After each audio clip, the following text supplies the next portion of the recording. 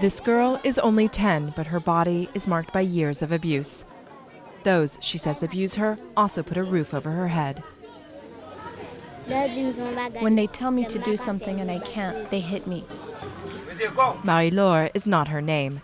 She's a Restavek, in French literally one who stays with.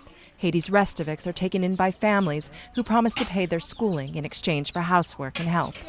An NGO convinced Marie-Laure's host family to send her to this free school. The rest of the time, she's at the mercy of her host mother and her 3 children. The big brother did this with a rock that cut my cheek. There are some 300,000 Restaveks like Marie-Laure in Haiti. The system was meant to help, farming poor children out to wealthier relatives. But without supervision, it often turns to abuse, more slavery than salvation, with repeat offenders. They're people who can't pay for a servant, so they prefer to go into rural areas and pick up a child. This refuge close to the border with the Dominican Republic is home to 80 Restaveks who have either fled or were removed from host families by social services.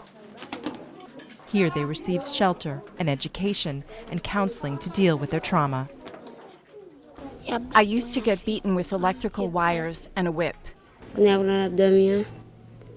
I laid down to sleep next to the baby, and then the daddy woke me up, and he raped me.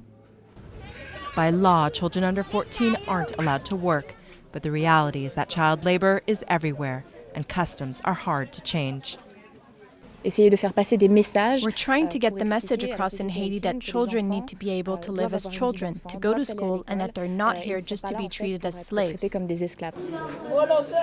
After the UN agency UNICEF removes Restaveks from harm's way, it tries to reunite them with their own families. But for Marie-Laure, there's little hope of that. She never knew her father and lost her mother in last year's earthquake.